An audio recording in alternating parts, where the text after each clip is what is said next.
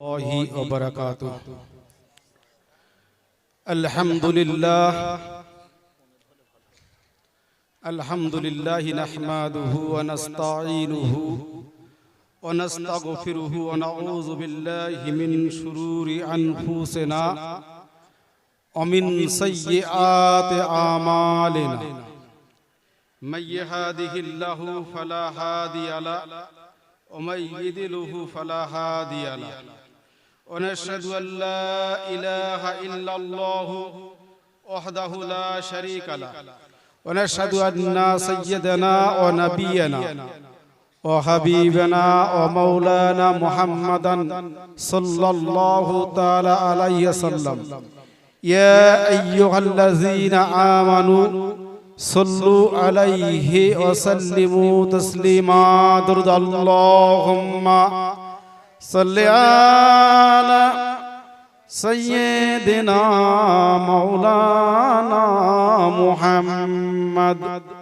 وعلى آل سيدنا مولانا محمد قدم में मुस्तफा की मेरा मज़र हो खाको ताको होती मैं खातो सारो होता दुरूद अल्लाहुम्मा सल्ली अला सय्यिदिना मौलाना मुहम्मद वअला आलि सय्यिदिना मौलाना मुहम्मद अम्मा बाद फ़ौज़ु बिल्लाहि मिनश शैतानिर रजीम अल्लज़ी जाहदू फ़ीना नहदियहुम सुबुलाना। उपस्थित আজকে সবার সম্মানিত সভাপতি সাহেব, দিগার উলামায়ে হযরত, সন্ধ্যা থেকে একাধিক উলামায়ে হযরতের মুখ হতে আপনারা মূল্যবান বক্তব্য শ্রবণ করেছেন। আমি অধম গুনাহগার, অল্প সময়ের জন্য গুটি কয়েক কথা বলার জন্য আপনাদের সামনে উপবিষ্ট। আমার পরপরেই জনাব মাওলানা মুফতি মুসা সাহেব, আমার এলাকারই মানে পাশাপাশি আমরা প্রতিবেশী, তারপরেই মহামান্য মুফতি সাহেব হুজুর আছেন। তো যে অল্প সময় গুটি কয়েক কথা আপনাদের সামনে বলছি, আজকে যে মাদ্রাসার জলসা, এই জলসায় আমাদের উদ্দেশ্য হলো এখানে তলেবুল ইলম ছাত্র গঠন করা। এই ছাত্র গঠন করতে গিয়ে আমাদের যে মেহনত এখানে দরকার, আমাদের সেই মেহনতের মূল সম্পদ হলো এখানে অর্থ। অর্থ ছাড়া মাদ্রাসা চলতে পারে না। তো সেই অর্থ দিয়ে আমাদের এখনো মাদ্রাসা পরিকাঠামোকে বজায় রাখা দরকার।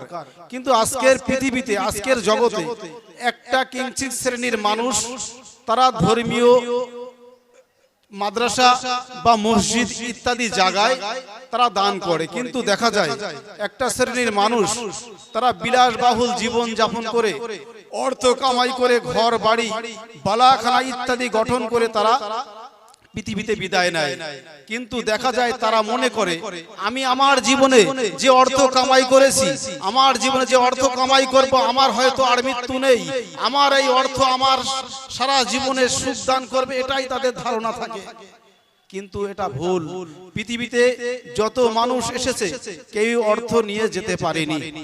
আমি একজন ব্যক্তির কথা সামান্য বলবো, যার নাম হলো বাদশাহ সেকেন্দার। আপনারা নিশ্চয়ই নাম শুনেছেন বাদশাহ সেকেন্দার বাদশাহ। উনি যখন মৃত্যুর আগ মুহূর্তে বাদশাহ সেকেন্দার ওনার মন্ত্রীদের এবং ওনার গোটা পরিবার দিগকে ডেকে বললেন, হে আমার মন্ত্রী পরিবার দিগ এবং মন্ত্রীগণ, সবাই আমার সামনে বসো। আমি জানি না আর কতদিন বাঁচবো, আমার বাঁচার আশঙ্কা নাই, হয়তো নেই, আমি অল্প দিনের মধ্যে মারা যেতে পারি, তবে আমার কিছু ওসিয়াত আছে, আমার ওসিয়াতগুলো তোমাদেরকে শুনতে হবে। বাদশাহ সেকেন্দার উনি মৃত্যুর বেশ কিছুদিন আগে ওনার মন্ত্রী, সবার সমস্ত মন্ত্রী এবং পরিবার দিগকে লক্ষ্য করে বললেন, তোমরা আমার সামনে একটু এসে বসো, আমি তোমাদের লক্ষ্য করে কিছু শেষ ওসিয়াত, শেষ বাক্য তোমাদের উদ্দেশ্য করে বলবো। বাদশা সেকেন্দার ওই সময় বলেছিল, ও আমার মন্ত্রী মহোদয়গণ, শোনো শোনো, আমি মারা যাব, তবে শর্ত হলো আমি মারা যাবার পরে আমার যারা গোসল দেওয়া হবে, আমার খাটিয়া বহন করা যাবে, আমার লাশটা দফন করা হবে, কিন্তু আমার দাবি হলো আমি যখন মারা যাব, মারা যাবার পরে আমার লাশটা যেন জগতের যারা ডাক্তার, কবিরাজ, বৈদ্য, তারা যেন আমার লাশটাকে বহন করে। আমি যখন মারা যাব, মারা যাওয়ার পরে আমার লাশটাকে যেন যারা জগতের বিজ্ঞ বিজ্ঞ পণ্ডিত, ডাক্তার, কবিরাজ, বৈদ্য, তারা যেন আমার লাশটাকে বহন করে। দ্বিতীয় নম্বর ওসিয়াত, আমি যখন মারা যাব, আমি মারা যাবার পরে আমার হাত দুটি কাফনের কাপড়ের বাইরে দিয়ে আমার লাশটা খাটিয়ায় করে বহন করে নিয়ে যাবে।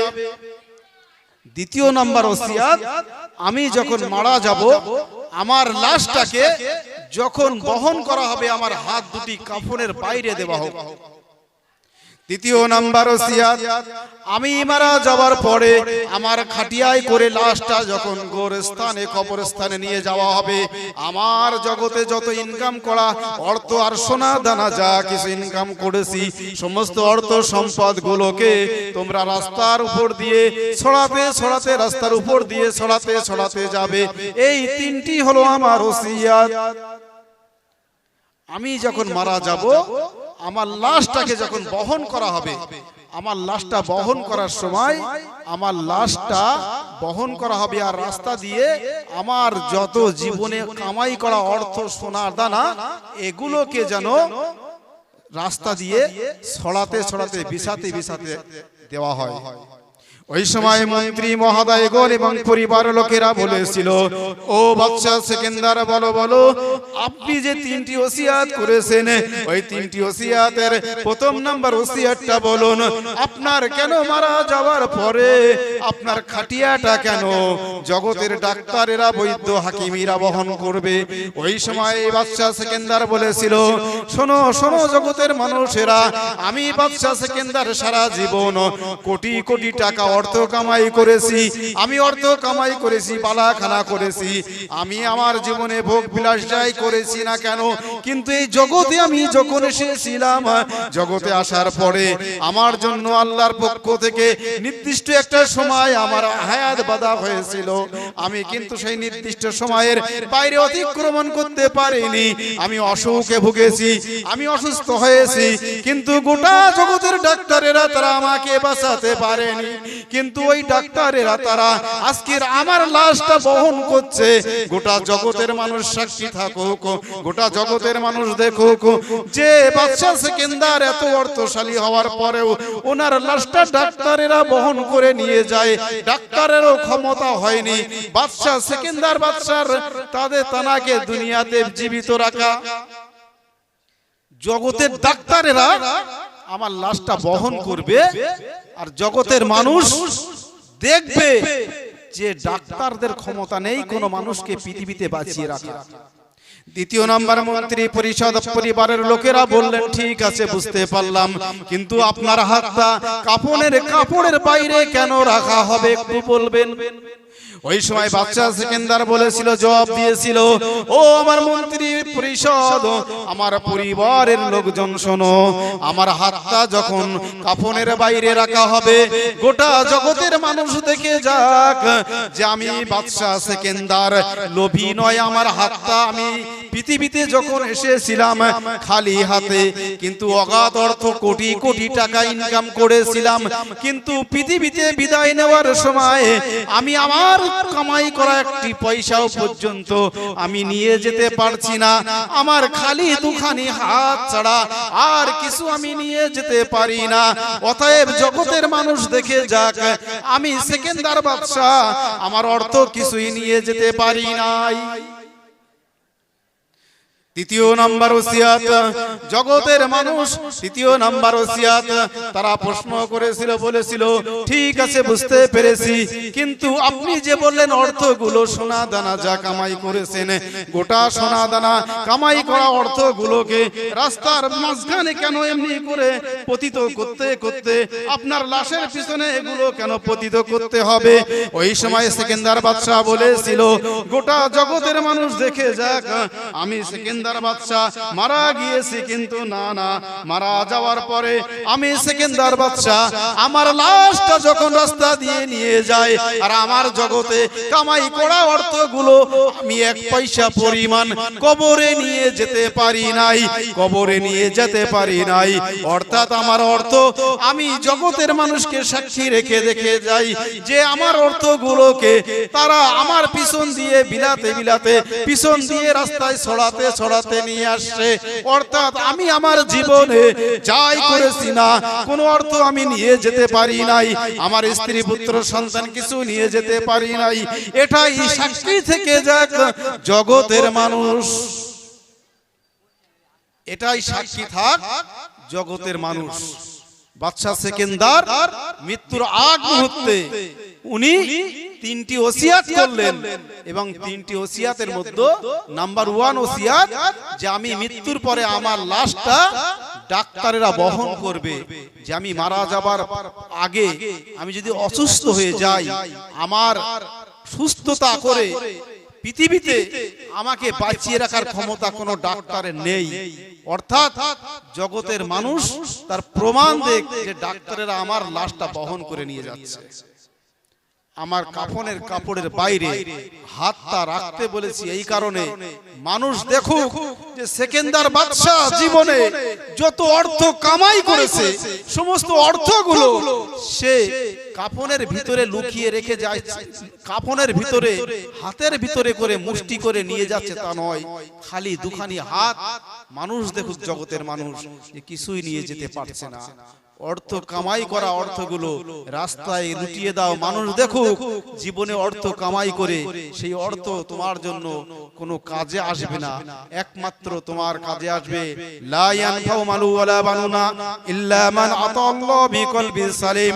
তুমি যখন মৃত্যু বরণ করবে, মৃত্যু বরণ করার পরে কবরে যখন আসবে, কবরে আসার পরে তোমাকে অন্য কিছু শান্তি দিতে পারবে না, একমাত্র নীরব অন্তর ছাড়া।